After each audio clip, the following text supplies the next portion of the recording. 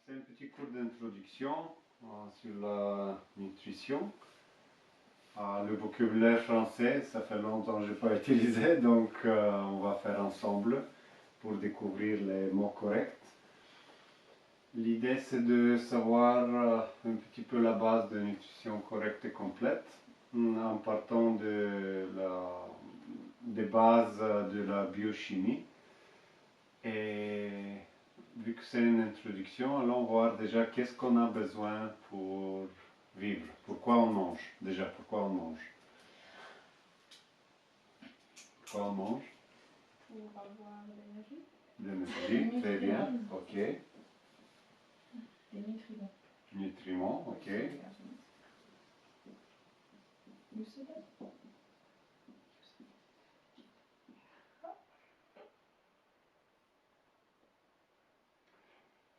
Mais pourquoi on utilise le nutriment? Pourquoi on doit avoir des nutriments? Pour faire fonctionner nos muscles et nos... Ouais. Voilà. Pour fonctionner. Fonctionner, ça veut dire créer si tu veux, des hormones.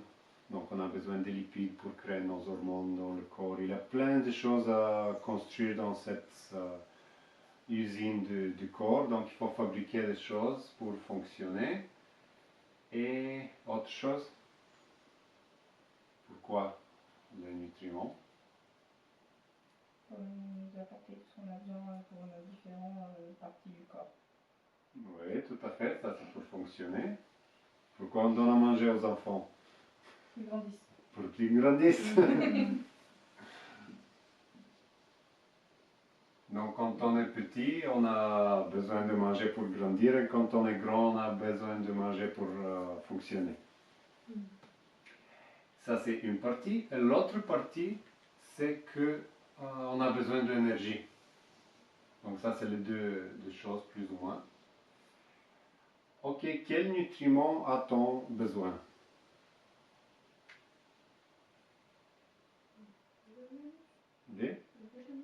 Des vitamines, ok. Ah, ce genre de... Des vitamines, ok. Autre chose? Lipides. Des lipides, très bien. Autre chose? Protéines. Des protéines, magnifique. Des fibres. Des fibres, super bien. Les graisses. Des graisses et des lipides, c'est le même. Donc on fait lipides ou graisses. Ok. Quoi d'autre on a besoin?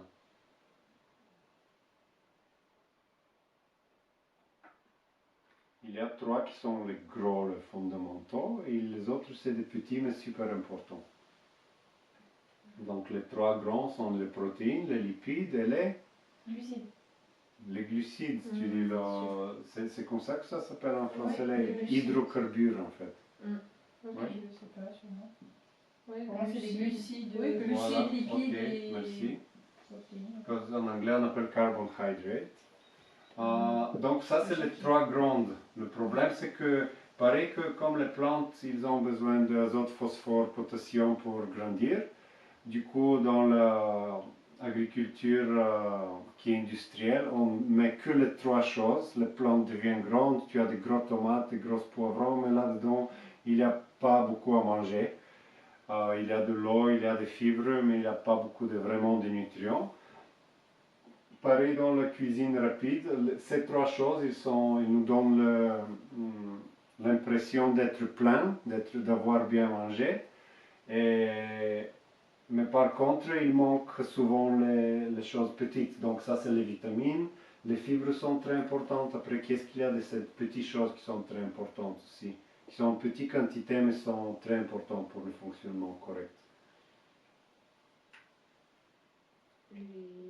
Certains micro-éléments. Voilà, tout ça, c'est des micro-éléments, oui. Ça, ok, on va le mettre ici à côté. Donc, on a micro-éléments et macro-éléments. Ça, on va voir tout à l'heure. Excusez-moi pour les accents. J'ai oublié où est-ce qu'on met. Le deuxième accent, c'est le même que le premier. Ok, merci. Ça Ouais. va. Et Voilà. Donc, après, Micro et macro. mais ça c'est autre chose, ça c'est un autre thème qu'on va voir tout Oui, à non, l'heure. mais c'est- Donc, on a besoin de vitamines. Après, le magnésium, c'est quoi? Le sel de minéraux. table, c'est quoi? Des minéraux, voilà. Minéraux. Donc, vitamines, minéraux, fibres. Est-ce qu'après tu pourras donner des exemples de chaque. Tout, on va, sinon ça devient, sinon on va s'endormir. Super. Après, le yaourt, la choucroute, c'est quoi? Pourquoi c'est tellement bon pour la santé? Les En ferments. étant bulgare, Les ferments lactiques ou je sais pas. voilà. Le lactose. Les probiotiques, Ah non, voilà. Mmh. Donc probiotiques, ça c'est... Tu connais Nevena, c'est quoi les probiotiques? Absolument pas. J'en C'est ai les pas bonnes envie de bactéries. Donc ça c'est des... En fait, dans notre intestin habitent des bactéries qui nous aident beaucoup. Ces bactéries nous aident à digérer la nourriture, mais aussi nous aident à synthétiser, à fonctionner. Ils nous aident à créer des choses qu'on a besoin. Donc on est en symbiose avec ces bactéries. Ça veut dire que c'est bon pour les bactéries parce qu'on leur donne à manger, mais c'est bon pour nous aussi parce que les bactéries nous créent des choses que nous on a besoin. Donc ça c'est les probiotiques. Et qu'est-ce que les probiotiques mangent? De prébiotiques. Voilà, donc on a besoin de probiotiques et de prébiotiques. Donc, Ah, les c'est- probiotiques, ils mangent les prébiotiques. voilà. Donc par exemple, on va se rappeler juste ici une chose, c'est l'inuline. Inuline, c'est une substance qui est prébiotique, inuline, qui est bonne nourriture pour les probiotiques. Donc, du coup, c'est important de manger des prébiotiques pour nourrir les probiotiques. Et si tu veux dans la pharmacie, là, qui sont super chers et tout ça, c'est des probiotiques avec des prébiotiques. Donc, pas que seulement tu manges les bactéries, mais aussi tu manges le manger des bactéries. Et pour se rappeler, parce que ça c'est un peu ennuyant, c'est le topinambur. Topinambur, ça contient beaucoup d'inuline. Helianthum tuberosum, qui a zemna jabolka, gulja. Oui, les topinambours. Le topinambur, Oui. voilà, c'est pour ça que c'est super bon. Parce que le topinambur, il n'y a pas de calories, donc c'est vraiment... Donc, faut Ça, manger les ça te topinambours. donne pas vraiment d'énergie, mais ça te donne des prébiotiques pour nourrir tes probiotiques. Il y a plein de minéraux qui sont très importants. Du coup, à quoi servent les probiotiques et à quoi servent les prébiotiques en soi? Les probiotiques, ça c'est des bactéries, donc c'est des petites bêtes qui habitent dans les intestins et qui nous aident à fonctionner. Par exemple, si tu n'as pas assez de probiotiques, tu as la constipation. Tu ne peux pas aller aux toilettes. Et ça, c'est pas cool.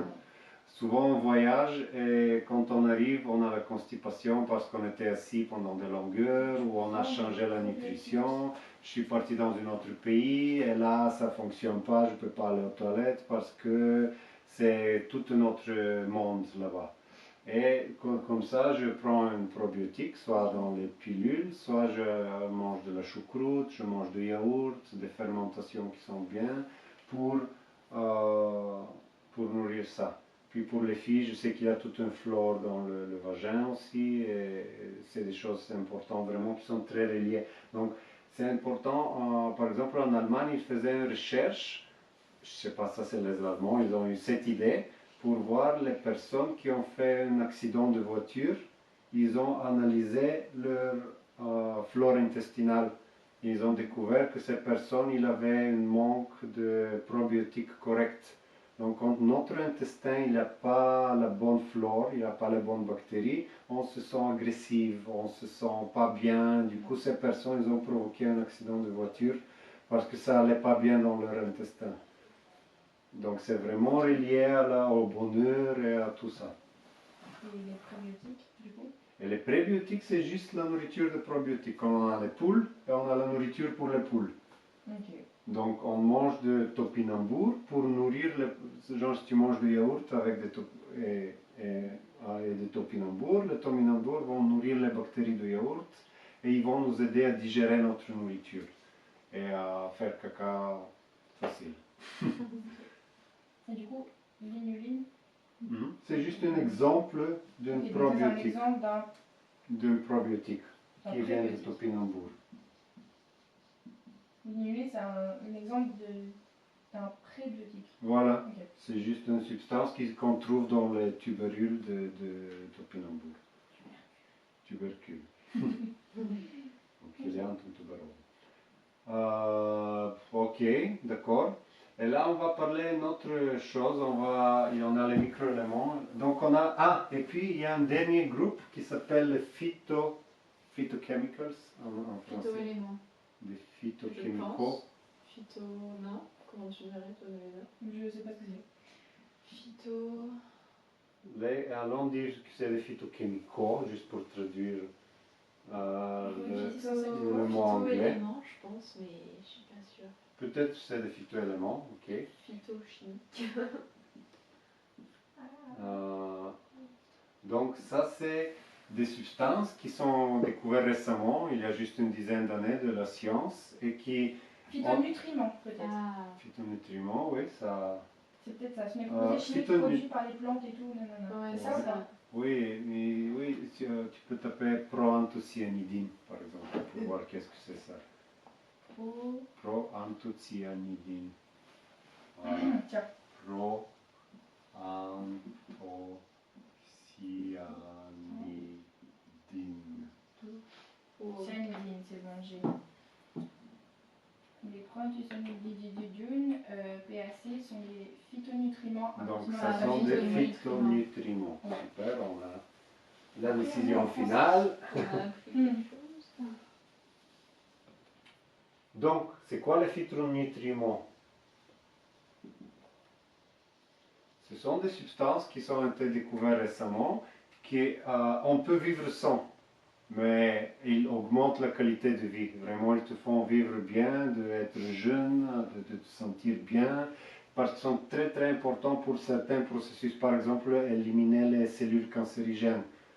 Donc, si on mange des choses qui contiennent la proanthocyanidine, ça veut dire des légumes de couleur bleue ou bien violet. Donc, Betterave. betterave, voilà. Quoi d'autre? Des fruits et légumes qui ont couleur bleue ou Des pommes de violet. terre violettes là. Des pommes de terre violettes. C'est vrai? Des carottes violettes. C'est vraiment tout ce qui a la couleur. Tout ce qui a la couleur bleue ou Ah, violette. mais c'est fou. Quoi C'est d'autre il y a la couleur bleue ou violette? Les fruits, Le aussi. chou rouge. Oui, les fruits, le chou rouge, tout à fait. Mais ça marche que pour les légumes ou pour les fruits? Et pour aussi? les fruits aussi. Ah, donc tu manges les myrtilles. et Les tu vois bien myrtilles, la voilà. Ok. Donc tout ce qui est fruits et légumes violettes, ça contient le proanthocyanidine et ça renforce le système immunitaire, ça nous aide à nettoyer les cellules cancérigènes, ça nous aide juste à avoir une bonne qualité de vie et vivre longtemps en étant en bonne forme. Parce que la science maintenant elle fait augmenter la longueur de la vie, mais c'est la qualité des dernières 15 ou 20 ans. Si tu es dans un lit respiration artificielle ou si tu arrives à être un pépé qui peut bouger bien, tout ça. Donc, Est-ce que tu peux redire du coup qu'est-ce que ça améliore dans la vie en général? moi, Violet. au niveau que moi je suis, je ne connais pas, parce que ça c'est le docteur Pashkulev qui nous donne ça, donc lui il connaît vraiment comment ça fonctionne. Mais ça c'est de savoir quand il commence à me parler, ça le proanthocyanidine c'est le mot le plus simple, tu vois. Donc disons que c'est des processus qui sont très compliqués.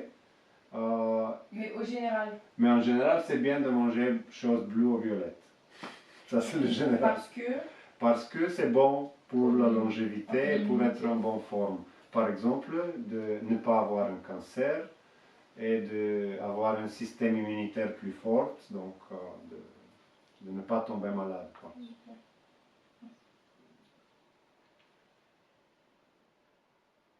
Donc, les trois grandes, glucides, protéines, lipides, on va les voir tout à l'heure. Et après, il y a tous les petits qui sont très importants, les minéraux. On va revenir à ça plus tard. Ok, donc là on a un peu de chimie là. On a les macroéléments et les microéléments sur la planète. Donc quels sont les 4 macroéléments qui sont le plus en quantité dans cette planète? Qu'est-ce qu'il y a de plus? L'hydrogène, ok. Le carbone. Et l'oxygène. L'oxygène. Encore un? Le Ah oui, azote, pardon. tada, super. Donc ça, c'est les macroéléments. Et après, les microéléments, c'est tout le... Il y a certains qui sont un peu... Il y a beaucoup d'aluminium, beaucoup de choses. Et après, il y a les microéléments qui sont... Donc, par exemple, pour notre nutrition, on a besoin de petits peu de sélénium. Donc, et les terres en Europe sont pauvres en sélénium. Donc, du coup, c'est une chose qui est sous question parce qu'on ne peut pas... La plante, elle ne peut pas créer le sélénium. Elle a besoin d'un apport de sélénium pour te le donner. C'est pour ça, Dr. Poshkulev, il a développé des différents engrais, en fait, qui sont des engrais avec des microéléments. On met en toute petite dose, mais ça, après, là, il fait des analyses laboratoires des légumes qu'on obtient et des fruits. Et ça fait comme des suppléments. À la place de prendre un supplément, tu donnes le supplément à la tomate et après tu manges la tomate et tu as ce qu'il a besoin. Donc, un peu de... On va essayer vraiment d'être très... Parce que c'est une grande chose, mais peut-être, vous savez, surtout ceux qui n'aiment pas la chimie et que ça va difficile, dès qu'on voit ça, on commence à avoir des problèmes. Genre des trucs comme ça, tu vois. Oh, j'en souviens ça. C'est cette année que j'ai vu ça. Voilà. Mais allons l'expliquer d'une façon simple. Pour l'histoire, si tu veux, les atomes, disons si l'atome il est grand comme un terrain de foot, le noyau il est grand comme un ballon de foot. Donc ça veut dire que c'est plein d'espace libre. Toute la matière, même si ça a l'air dur, en fait c'est plein d'espace libre. Donc, mais ça c'est toute la beauté de l'électricité, de toute cette charge, et ça tient tout l'univers avec la distance correcte. Donc c'est entre gravité et distance, et ça, quand on a la distance correcte, d'ailleurs dans les relations entre les gens, quand on a la distance correcte, pas trop près, pas trop loin, avec certaines personnes on peut être plus près, avec d'autres plus loin, ça va bien. Dès qu'on a fait la distance trop courte que ça devrait être, on commence à avoir des problèmes. Mais après il y a si tu veux, les molécules, les atomes, ils ont des modèles tridimensionnels, donc ils se positionnent dans l'espace. Et le plus simple, c'est l'hydrogène, où il y a juste voilà, un noyau, un électron, donc ça fait comme un cercle. Mais après, il y a le carbone, où c'est une pyramide à la base de triangle, comme ça. Et là-dedans, il y a le milieu. Et après, il y a, donc ça c'est un tétraèdre. Et après, il y a les électrons qui ont des orbitales hybrides comme ça. Donc ça a l'air un peu d'être des trucs comme ça. Donc c'est un peu plus. Donc ça c'est si tu veux l'atome qui fait ça. Il fait ça. Et après il y a le noyau et tout ça et tout ça. Mais ça c'est juste pour l'histoire. Il n'y a pas besoin de vraiment se souvenir de tout ça. C'est juste qu'en chimie, on va l'apprendre, on va remplir des cases avec des flèches, etc., etc. Mais on peut se rappeler à la façon simple. Donc, ça, c'est juste pour savoir que ça existe. Mais on peut... après, il y a des couches électroniques. Donc, il y a des électrons. Il y a une couche d'électrons, deux couches, trois couches. Et plus le métaux il est lourd, ça veut dire dans le fond du tableau de Mendeleev, du tableau périodique, plus il y a des couches. Donc, il est lourd parce qu'il a la masse. Et on sait que tout ce qui est plus lourd que l'or, c'est radioactif, donc etc., etc. Et le plus léger, c'est l'hydrogène, parce qu'il est tout léger, il a un seul atome. Mais ce qui compte, c'est parce que toutes les couches ils sont remplies et ils sont un peu costauds, ils restent là-bas. Mais il y a la dernière couche. Donc ce qui ça nous importe, c'est la dernière couche électronique. Tu vois ça? Donc tu as comme un oignon. Et l'oignon, il a des couches, donc ce qui compte, c'est la dernière couche. Et plus particulièrement, combien il y aura d'électrons libres dans la dernière couche. Donc ça, c'est comme des bras. Genre, il y a la couche, et moi, je suis l'oxygène, le O, et j'ai deux bras, parce que j'ai deux électrons libres. Donc ça veut dire que c'est des bras que je fais tendre le bras à quelqu'un d'autre. Et ça va créer les... Donc ce qui est important de savoir, c'est que le carbone, il a quatre bras. Donc toujours, il va vouloir attraper quatre copains. L'oxygène, il a deux bras. Donc toujours, il va avoir deux copains. Dans les états stables, on parle. L'hydrogène, il y a un seul électron. Donc combien de bras il aura? 0. Un seul bras. Ah bon? Parce qu'il y a un électron dans la couche. Donc il veut... Je me rappelle plus du coup, je sais qu'il y en a 3 et qu'il y en a 8, ensuite 4, ou 4 d'abord 8, et après la dernière c'est avec le nombre Ce qui importe, qui est c'est... écrit en bas à droite là. Voilà, Je sais pas voilà, exactement. quoi. Un truc comme ça. Donc c'est pour ça, quand l'oxygène il a deux bras et Oui, l'hydrogène il a forcément, un il a un bras, seul qu'est-ce bras. qui va se passer? Ben, ils vont se mettre ensemble. Donc ça c'est quoi ça? H2O. H2O. Oui, oui, oui. C'est quoi? C'est l'eau. C'est l'eau, voilà. Donc c'est comme ça que ça se passe. Et dans la chimie organique, on l'appelle la chimie de carbone, parce que 40% de la masse de la planète c'est du carbone. On vit vraiment dans la troisième planète en 3 dimensions avec le carbone, qui est le tétraèdre, le pyramide à la base de triangle. Et ça on le trouve quand on taille les arbres, on va voir, c'est un truc universel. Les sources ils apparaissent quand il y a certaines géométries, donc c'est impressionnant comment la géométrie elle commence avec les choses tout petites comme les atomes et elle va vers l'univers et tout ça en surveillant le même principe. Donc là on va juste garder ça à côté et parler un peu exactement de ces, d'abord les grosses. Les petits, on va dire que c'est très compliqué, c'est très important. Et on va savoir juste qu'est-ce qu'il faut. Je vous conseille vraiment de regarder la vidéo, l'autre vidéo qui est 1 heure et qui explique pour la nutrition. Mais parce que là, on va se focaliser un peu sur la biochimie et après, ça va aller avec l'autre vidéo ensemble. Disons que cette vidéo, il est d'abord c'est la base et l'autre, c'est un peu plus avancé. Est-ce qu'on va reparler des micro-éléments et des macro-éléments? Pas forcément. On va parler là des nutriments. Donc, il y a un seul principe, c'est que les grandes choses sont composées par des petites choses. Donc, les glucides, c'est des petites molécules de sucre. Et de sucre, il y a plein de différentes. Donnez-moi un exemple de sucre. Par exemple, une espèce de sucre. Sucre de canne. Ok, et qu'est-ce qu'il y a dedans? Pourquoi le sucre de canne, ils disent qu'elle est meilleure que le sucre blanc de betterave? Voilà, glucose. Ça, c'est une glucose. Ça, c'est une espèce de sucre. Après, qu'est-ce qu'il y a le sucre qu'il y a dans le lait? Lactose, voilà, ça c'est un autre sucre. Quel est le sucre qui est dans le fruit? Voilà.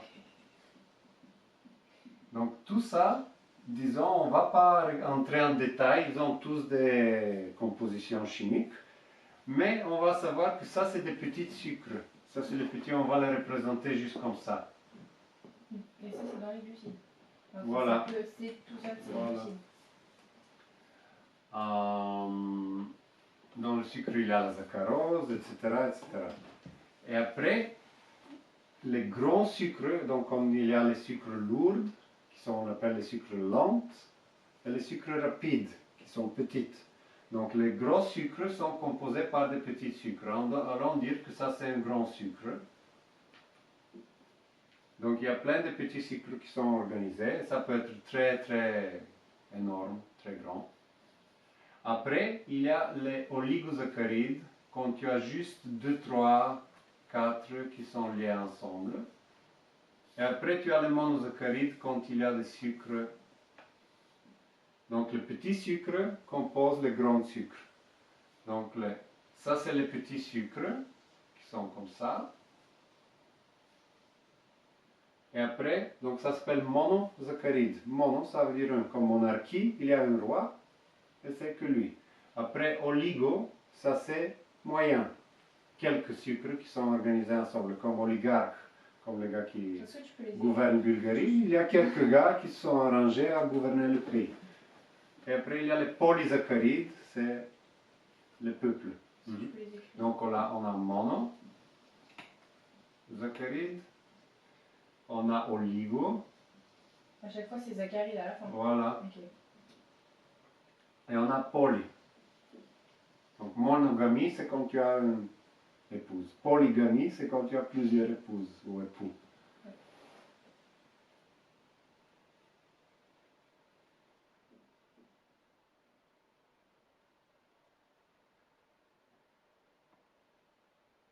Donc le principe, c'est quoi? C'est que plus ils sont petits, plus ils sont sucrés au goût. Ok. Plus ils sont grands, moins ils sont sucrés. Et quand c'est le moitié, ben, ils sont mi-sucrés. Un peu sucrés, mais pas trop.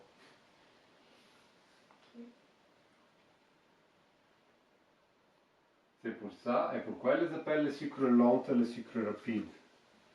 Parce que les sucres lents, ils sont plus rapidement digérés. Enfin, Exactement, les sucres lents sont plus lents à digérer. Pourquoi? Parce qu'on mange le sucre lent, et après petit à petit, il commence à être cassé de polysaccharides vers oligosaccharides, et de oligosaccharides vers monosaccharides, et ça prend du temps.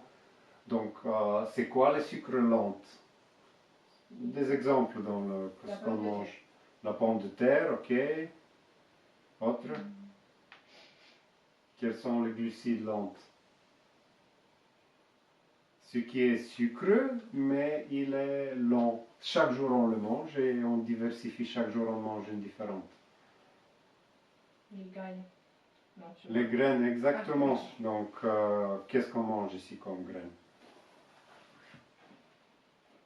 Qu'est-ce qu'on mange ici?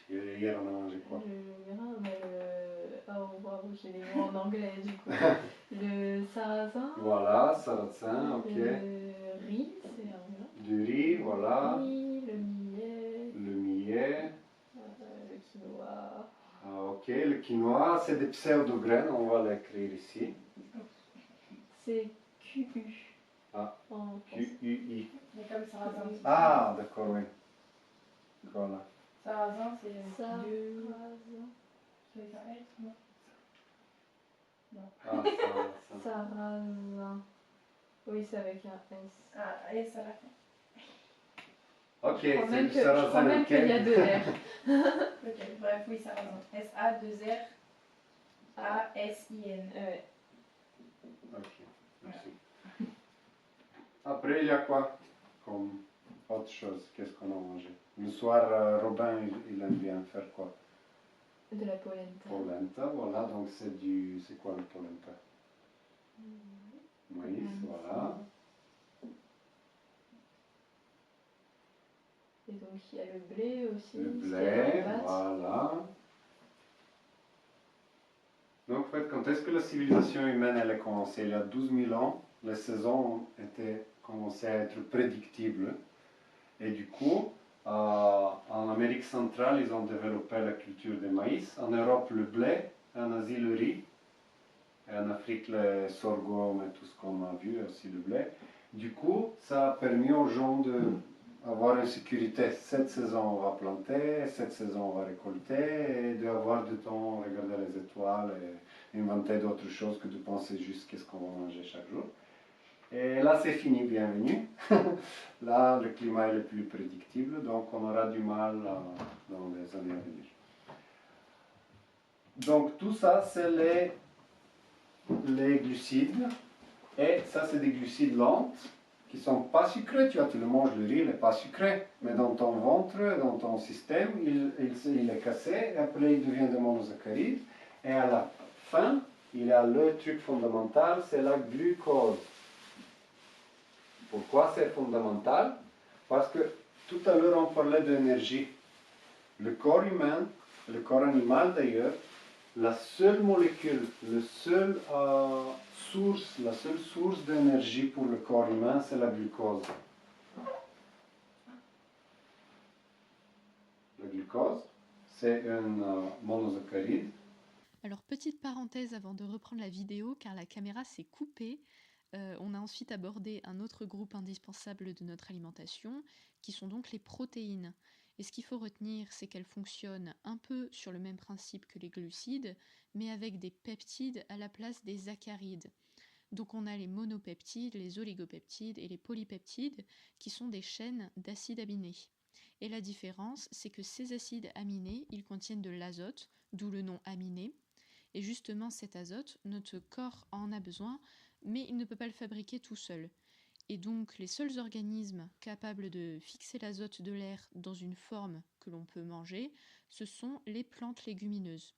Et donc, pour les protéines végétales, on pense aux lentilles, aux pois chiches, haricots rouges, fèves, etc.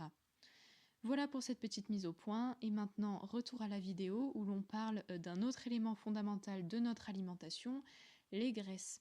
Et donc voici comment se présente une molécule de graisse. Ils ont trois queues, c'est marrant quand tu regardes avec le microscope, ça c'est une graisse.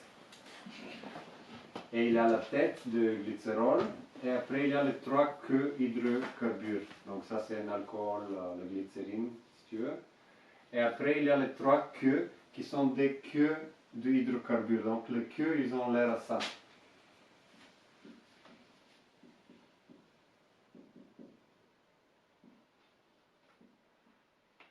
Ok. C'est un O ou un C ça?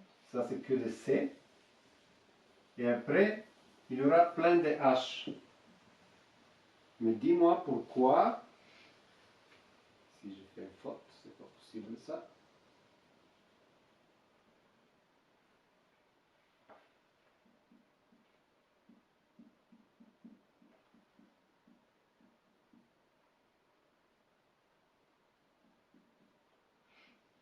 Et ici, il y a le glycérol. Donc ça, c'est la tête et ça, c'est la queue. Mais pourquoi ici, j'ai deux H, ici, j'ai pas un H, ici, j'ai un H et ici, j'ai deux H. Pourquoi c'est comme ça? Pourquoi c'est comme ça?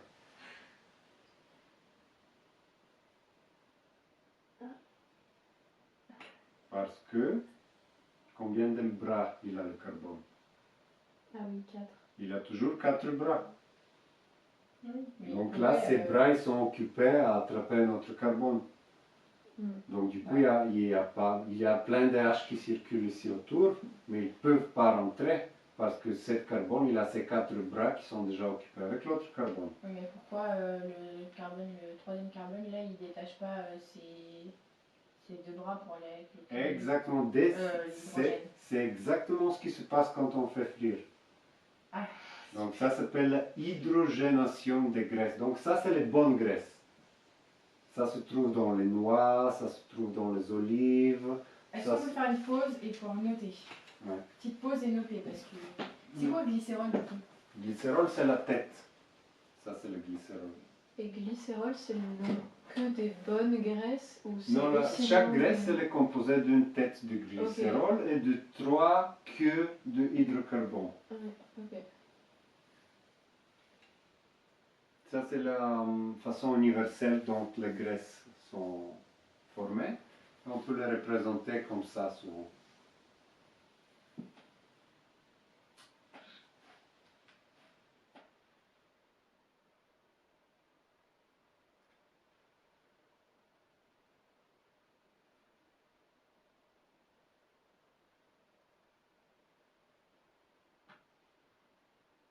Du coup, cet exemple-là de queue Ça, c'est ça. Oui, ça, c'est juste un exemple. Ah, ok. Et du coup, si par exemple, genre les noix, Tout ce qui est bonne graisse à manger, c'est la graisse qui est polyinsaturée. Donc ça, c'est des liaisons insaturées. Il pourrait y avoir d'autres hydrogènes, mais ils ne sont pas. Donc ça, c'est des graisses polyinsaturées. Ça veut dire qu'il y a plusieurs doubles et triples liaisons et la graisse, elle n'est pas saturée avec de l'hydrogène. C'est une graisse qui n'est pas hydrogénée. Ok. Polyinsaturée. Polyinsaturée parce que ça, c'est une liaison qui n'est pas c'est saturée. une graisse polyinsaturée. Voilà, ça c'est les bonnes graisses.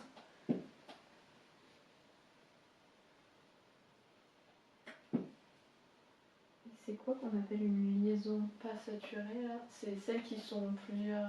Ou il pourrait y avoir d'autres hydrogènes, mais il n'y a pas. Ok. Quand tu as double ou bien triple liaison entre deux carbones. Ok. Quand quoi? Quand on a une double ou bien une triple liaison entre les carbones, c'est une liaison qui est pas saturée. Parce qu'elle ne prend pas les autres hydrogènes. Voilà, parce qu'il n'y a pas assez d'hydrogène là-dedans. Ah oui, et donc dans le cas où elle se délie et elle se lie avec d'autres hydrogènes, c'est les graisses saturées. Ça s'appelle les graisses saturées ou bien les graisses hydrogénées, Ok. parce qu'il y a plein Plein d'hydrogène. Et la différence, c'est que celles-ci, qui sont polyinsaturées, le corps il peut les utiliser. Il les prend, il crée notre cellule, la membrane cellulaire, il est en train de créer des hormones, on peut vivre avec ça, on peut construire notre corps, on peut synthétiser ce qu'on a besoin, on peut vivre avec ça. Et les graisses qui sont hydrogénées, on les mange, ils passent à travers l'estomac, ils rentrent dans l'intestin, le paroi intestinal les reconnaît comme graisse, donc il l'absorbe, et après le corps il peut rien faire avec. Ok. Mais du coup, là par exemple, ça peut devenir une graisse saturée. Si on la chauffe. Ok, si on la chauffe. Du coup, ça peut devenir, mais aussi il y en a qui sont déjà des graisses saturées. Voilà. Genre même avant qu'on les chauffe Oui. ou pas? Ok. Par exemple, l'huile de palmiste. Les palmes. De palme. L'huile de palme, ça c'est l'huile qui est vraiment méchant pour tout le monde. Déjà, ça c'est le problème, c'est que ça c'est l'huile la moins chère sur la planète. Donc du coup, tous les gars ils l'achètent pour le mettre dans les biscuits parce que c'est pas cher, parce qu'ils veulent gagner plus. Mais comment il est obtenu? Ils ont coupé les forêts de Bornéo, de Malaisie, où il y a les jolies forêts avec plein d'arbres. Ils coupent les forêts, et ça je ne vais jamais oublier dans ma vie. C'était la forêt coupée, c'était une vidéo. Avec un seul arbre, il y avait un orang-outan, et elle pleurait, elle était en sang, elle pleurait, c'était vraiment horrible, quoi. Donc on coupe les forêts pour planter des palmistes, pour obtenir l'huile de palme. Après on le met dans le biscuit. On le transporte de Malaisie jusqu'à Bulgarie ou jusqu'à la France. On le met dans les biscuits. Après, on le mange. Et après, ça passe à travers le paroi intestinal parce que c'est reconnu comme graisse et on ne peut plus l'utiliser. Du coup, ça commence à circuler avec le sang et ça circule et ça colle quelque part parce qu'on ne peut pas l'utiliser. Donc, dans le meilleur cas, c'est ça. Tu vois, ça, par exemple, ici, c'est une boule de graisse. On peut le faire dans des boules comme ça, c'est un truc que mon corps ne peut pas utiliser, il est là-dedans. Et du coup, c'est la graisse qu'on a un peu partout, en soi. Ça dépend, il y a des bonnes graisses et des mauvaises. Mais ça, c'est la meilleure façon de l'avoir. Tu vois. Le problème, c'est que tu as le vaisseau sanguin, c'est comme un tube, et ça circule, et ça colle sur le paroi du vaisseau sanguin, ça devient de moins en moins grand, et on commence à avoir la pression artérielle, parce que les vaisseaux deviennent de moins en moins grands, ou bien ça colle autour du cœur. Donc le cœur c'est un muscle, il faut qu'il travaille, tu as plus de graisse. Et que de problèmes quoi. Donc tu peux avoir des graisses saturées dans la nature, comme dans le palmiste, l'huile de palme, le palmier, merci. Mais tu peux aussi les créer toi-même. Donc tu achètes l'huile d'olive super virgin, la meilleure huile d'olive, et après tu le chauffes. Et qu'est-ce qui se passe? C'est le processus de hydrogénation. Donc ça se coupe. Tu peux l'écrire quelque part. Hydrogénation des graisses.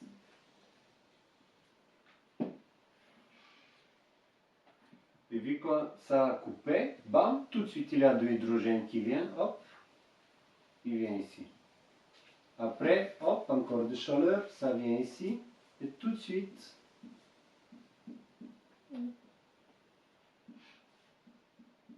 il y a plein d'hydrogènes qui sont venus, qui sont collés. Tu vois, on a coupé que 2 liaisons, et regarde combien d'hydrogènes sont venus. Donc ça c'est une graisse qui est une graisse saturée. Elle est saturée d'hydrogène, elle est hydrogénée. Et ça c'est un truc qu'il y a plein. Dans les biscuits, quand tu vas, le problème c'est par exemple tu fais du pain, mais tu veux mettre des noix dans le pain. Dans le noix, il y a les meilleures graisses dedans. Il y a l'oméga 3, 6, 9, c'est top. mais après tu mets les noix dans le pain, tu mets le pain dans le four, tu chauffes à 200 degrés, et la graisse dans le noix, elle devient ça. Ah non. Ouais. C'est pour ça quand on fait du pain, mets des légumes dans le pain, mets des carottes, mets des épices, tu peux mettre plein d'épices, mets des tomates, mets ce que tu veux, mais mets pas des choses qui ont de graisse. Parce Et que des les olives. graisses, des olives, ils ont 30% de graisse. Du coup, ça marche pas. Ah oui. Le problème, c'est que tout ça, c'est bon au goût. Quand les graisses sont chauffées, ils sont bons au goût. C'est ça le problème. Et c'est pour ça qu'on est prêt à mourir pour le bon goût. Du coup, Donc, dans la nutrition, juste pour finir dans notre nutrition, comment on fait, on met beaucoup plus d'épices parce que l'huile, il a la possibilité de diluer l'épice et de le faire aromatique. Donc, tu fais frire tes oignons, tu ajoutes un peu d'épices et ça commence à sentir bon. Et nous, on ne veut pas frire des oignons, on commence à les faire cuire avec un petit peu de l'eau sans graisse. Et après, il faut qu'on ajoute 3 fois plus d'épices pour qu'on obtienne un bon goût. Mais il n'y a pas de friture et les épices, ils sont par eux-mêmes, ils sont bons pour la santé. Donc, on augmente les substances qui sont bonnes. juste pour en revenir au truc de tout à l'heure, par rapport à l'huile d'olive qui est une graisse polyinsaturée, Voilà. qui devient une graisse saturée après avoir été chauffée. Mhm. Du coup, c'est à cause de l'hydrogénation. Gène qui vient, voilà, de processus. Ah oui, c'est le d'hydrogène. processus d'hydrogénation. Voilà. Ok. Et s'il y avait les triples, c'était une triple liaison, elle a cassé, il y a d'hydrogène qui est venu.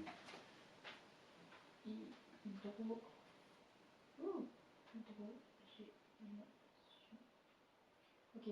Et du coup, pour le truc que tu viens de dire, c'était, j'ai oublié, c'était quoi? Le fait de remplacer les graisses par les Oui. épices. Oui. Non, en fait, non, du coup, c'est bon, j'ai retenu. Mm. En fait. Tu mets tes oignons dans la poêle et à la place de mettre de l'huile, tu commences à cuire tes oignons. Après, tu peux ajouter un petit peu de sauce soja ou bien un peu de l'eau, il n'y a pas de graisse dedans. Et après, tu mets des épices. Mais à la place de mettre une cuillère de paprika, tu mets 3 cuillères de paprika. À la place de mettre une cuillère de herbes de Provence ou de sarriette, tu mets 3 cuillères de sarriette. Et tout ça, c'est des bonnes choses qui sont des plantes médicinales. Donc, si tu manges 3 fois plus, c'est encore mieux pour toi. Et quand on connaît, dès qu'il y a de l'eau, ça ne peut pas dépasser 100 degrés. Quand une chose est avec de l'eau, ça ne peut pas monter plus de 100 Mais si tu mets de degrés. la graisse et de l'eau, Voilà, il y a 4 graisses que jusqu'à 100 degrés, c'est OK. est-ce que 4. tu peux les dire ou les noter? Bien Quelque sûr. chose. Parce que je sais que ça ne sera pas... C'est important. Donc, si tu veux, le frire, donc de mettre de graisse sans l'eau, ça juste on le met à côté parce que ça va nous Oui, bah, rendre évidemment, malade. ça, mais- Mais, par exemple, tu fais tes lentilles, après tu bouges les lentilles du feu, tu attends que les lentilles refroidissent jusqu'à 60 degrés, 70 degrés, et là tu peux mettre ton huile d'olive et ça va garder l'arôme. Sinon, si tu le fais frire, c'est parti et puis ça devient comme ça. Mais il y a 4 graisses végétaux plus la graisse animale qui jusqu'à 100 degrés c'est OK. Donc, numéro 1. Est-ce que tu peux nettoyer ce tableau parce que je comprends plus rien ce qui se passe dans le... Ouais, mais je sais pas quoi. Ah, les glucoses, on en a déjà parlé, est-ce que tu vas reparler? Ouais, ok. Je sais pas, des trucs Ouais, non, tu as raison. que tu sais que tu vas pas vraiment reparler. Voilà. Ou si tu On vas en reparler, nous on l'a déjà noté, donc on sait à peu près de On quoi tu enlève parles. le titre. Aussi. Donc, c'est quoi les 4 graisses végétales que tu peux chauffer jusqu'à 100 degrés? Le coco, la coco. Voilà. Le beurre de noix de coco. Non, je sais pas. Voilà. Première, c'est noix de coco. Ou graisse de coco.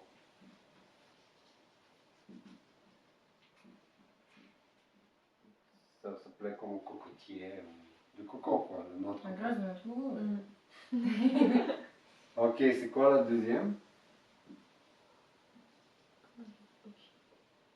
Voilà. Le tahini. Le sésame, voilà. On en a juste parlé il y a quelques jours quoi. Donc on peut utiliser l'huile de sésame, mais encore mieux, c'est quoi la différence entre l'huile de sésame et le tahini? Bah lui il n'y a que l'huile. L'huile, il n'y a que l'huile. Parce que le sésame, il est 60% de graisse, 60% d'huile. Mais après, tu as 40% quoi? Des minéraux, des protéines, des fibres. Mais on les crame, du coup, ça sert à rien. Enfin, on les crame pas. mais- Non, parce que les protéines, ils ne craignent pas la chaleur. Les protéines, tu le chauffes tant que tu veux, tu peux rien. Mais du coup, pourquoi. Les minéraux, pareil. Tu vois, tu mets du sel dans l'eau, tu peux faire bouillir 3 heures, le sel, ça sera toujours du sel. Oui. Donc les minéraux et les protéines, c'est pas grave si on les fait cuire. Donc c'est pour ça c'est mieux d'utiliser le tahini parce que il est mélangé la graisse avec les minéraux, avec les protéines, avec les fibres et c'est bon. Le corps, il perçoit mieux dans l'état complet. Pareil, par exemple, tu as la betterave et après tu as le sucre raffiné. C'est mieux la betterave. Le sucre, il est toujours dedans. Mais quand il est dans la betterave, c'est bon parce qu'il y a des fibres, il y a des minéraux, il y a plein de bonnes choses dans la betterave. Et bien après, on extrait que le sucre et c'est pas bon. Et pareil pour l'huile d'olive. L'olive, qui est mûre, elle a 30% d'huile d'olive dedans. Mais il vaut mieux manger les olives parce qu'il y a dedans, il y a les fibres, il y a les minéraux, il y a plein de bonnes choses. Et du coup, Il n'y a rien qui manque. Je te dis, si tu prends de bonnes olives, tu fais un purée dans le blender avec les olives. Tu mets le mieux l'huile d'olive pour cette purée. Le goût, il est encore mieux dans les olives. Donc pourquoi ne pas faire des sauces et assaisonner la salade avec les sauces? ok. Parce que ça serait mieux pour le corps. Il est Imagine. habitué comme ça. On a vécu 1 million d'années en mangeant le truc entier. Et là, depuis quelques siècles, on commence à faire des huiles. Le corps, il n'est pas habitué à ça. Mais imaginons par exemple, tu veux faire, je sais pas, une poêlée de quelque chose. Mhm. C'est mieux, du coup, de mettre des olives sans graisse, mais après mettre des olives même si c'est chaud, plutôt que de faire frais, par exemple, avec de l'huile. Voilà, tout à fait. Ok. Parce que si tu les chauffes les olives jusqu'à 70 degrés, c'est pas grave. Ils vont commencer à savourer. Donc par exemple, tu coupes tes légumes, tu fais revenir mais sans huile. Donc tu mets un peu de l'eau, un peu de sauce soja, tu mets plein d'épices. Tu fais comme ça. Et après, tu ajoutes du tahini avec de l'eau, par exemple. Et ça te fait une super sauce. Il y a de la graisse dedans, mais ça n'a pas dépassé 100 degrés. Et ça te fait une alternative aux choses frites. Ou bien, quand on fait la soupe, tu sais, on fait la soupe à la courge et après on met de noix de coco. Oui. Et c'est super bon. Est-ce qu'on peut aussi mettre par exemple de la crème de coco, ça va. Oui, encore mieux. Ça Parce... change. Ouais. C'est mieux que Oui, l'huile parce de que coco le lait de coco, dans la graisse. comment dire, Ah, le en fait, coco oui, en même, fait, du coup, c'est pas de la graisse, la crème de coco aussi. ben, si tu veux, c'est 60% de graisse plus les minéraux, plus la noix de coco, elle a 60% de graisse plus l'autre bonne chose. Du coup, c'est mieux de mettre de la crème de Voilà. coco plutôt que de l'huile de coco. Je ne sais du pas beurre de qu'est-ce que coco. ça veut dire la crème de coco, mais La le crème, c'est coco. comme de la crème, comme de la crème fraîche, mais juste c'est de la crème de notre coco. Ouais, C'est ouais. blanc. En fait, Si c'est de la pas le vraie. truc Si transparent. c'est la vraie. Oui. Parce que certains, tu prends et tu lis à l'huile de palmiste, 90%, après 10% de coco. Oui, oui, oui, non. Ouais. Mais du coup, par exemple, c'est mieux de mettre de la crème, le truc blanc là, que tu Ouais, mets dans ouais, le petit ouais. pot là. Ou bien la noix de coco même, les plus sûres de coco. Ah oui, ok. Oui, en fait, c'est toujours mieux d'utiliser l'élément le moins Voilà. transformé possible. Voilà. Oui, Et... Parce que le corps, il est habitué d'avoir tous comme ça et pas de les avoir. ok. Et après, il y a encore deux qui sont comme ça. Ça, c'est l'huile des pépins du raisin. Ah oui, tu m'as dit. Et l'huile des épluchures du riz. C'est très exotique. Celles-ci, elles sont chères aussi, donc nous aussi, on veut manger bien. En même temps, on n'est pas super riche, donc on les utilise rarement. Mais quand même, c'est des huiles où tu peux faire une soupe avec sans que ça devienne toxique. C'est plus chaud de riz. Je ne sais pas comment ça s'appelle, the rice shells. Non, mais oui, mais juste qui a eu l'idée Ouais, de l'huile quelqu'un a eu l'idée. de faire de l'épluchure de l'huile d'épluchure de riz, quoi. Et après, il y a l'autre chose que tu vas apprendre à la fac, à ton école. Ça, c'est le point de brûlure, ça c'est le point où la graisse crame. Oui.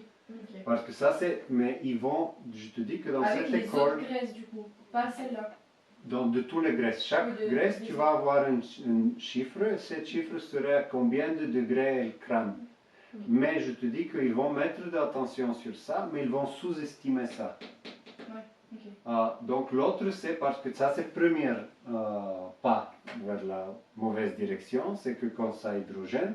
Et le deuxième pas, c'est quand ça vraiment crame. Et là, ça devient cancérigène. Parce que quand tu as du beurre, tu fais genre des œufs, et tu casses les œufs, après tu mets du beurre, et après tu fais comme dans les dîners kebab, tu le fais vraiment noir le truc.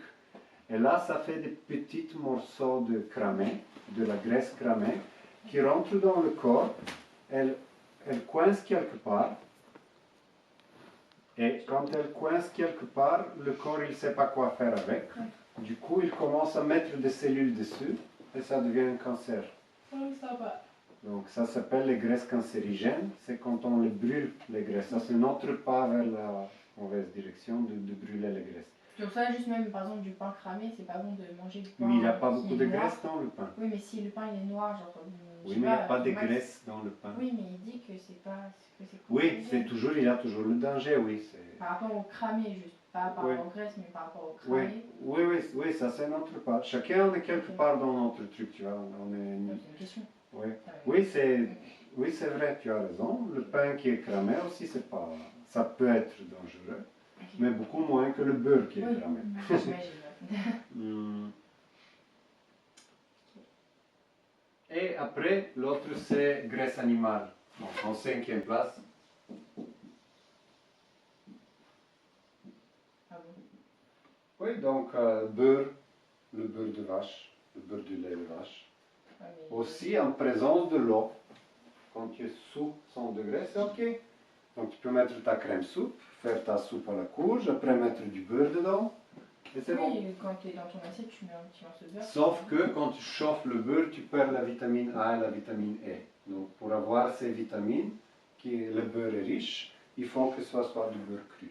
Okay. Donc il vaut mieux bouger la soupe, attendre que la soupe devienne 60 degrés, après mettre du beurre, c'est plus aromatique, ça sent bon, et puis tu as les vitamines, tu gagnes tout quoi. Ok, mais du coup, par exemple là par rapport à la noix de coco, le sésame, etc., c'est toujours au moins de 100 degrés. Oui, donc en mais présence d'eau. avec de l'eau. Voilà, comme ça tu garantis que ça serait moins de 100 au moment où Mais tu c'est as quand de même l'eau. avec de l'eau.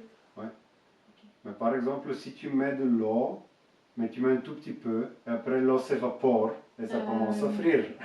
Du coup, dans tous les cas, ça ne marche pas, ces trucs-là des 5, du top 5, là, ça ne marche pas s'il n'y a pas d'eau avec. Voilà, on met un petit peu de l'eau. Parce que moi, je demandais pour Shkoul, écoute, moi j'adore des œufs frites. Je ne vais pas arrêter à manger des œufs frites, donc dis-moi comment je peux faire moins mal pour moi-même. Il a dit, tu prends la poêle, tu mets un petit peu d'eau au fond de la poêle, tu mets du beurre dedans, donc tu fonds le beurre avec l'eau, et après tu casses les œufs dedans, et ça a l'air exactement comme les œufs frites, sauf qu'il a eu de l'eau, donc c'est de l'eau bouillie avec du beurre.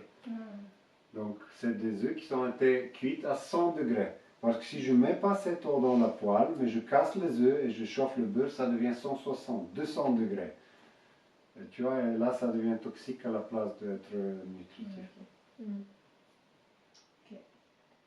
Et les graisses animales, c'est le beurre et ça peut aussi être genre la crème ou c'est une graisse animale? Oui, oui, c'est la crème, c'est aussi la graisse de cochon, tout ce qui est graisse animale, quoi. Du coup, parce que nous on est végétarien, mais d'ailleurs la graisse de cochon c'est une des meilleures graisses. Que, objectivement parlant, c'est beaucoup mieux que plein d'autres choses. Ok. Mais du coup, par exemple, si tu veux faire, je sais pas, une poêlée de quelque chose et que tu veux par exemple mettre de la crème, tu peux mettre par exemple de la crème et soit de l'eau, soit genre un bouillon de légumes ou un truc comme ça. En même temps que la crème. Voilà. Et ça va chauffer un petit peu, ça va devenir savoureux, ça va diluer les épices, mais tu ne vas pas dépasser les 100 degrés. Du coup, à chaque fois que tu veux mettre de la crème, par exemple, dans un truc, tu mets aussi un peu d'eau. C'est marrant. Pareil pour le beurre et tout ça. Les Français qui cuisinent tout à la crème, c'est bon, ça va. Et après, il y a plein d'autres choses, mais je pense que si vous avez d'autres questions, parce que pour aujourd'hui, c'est...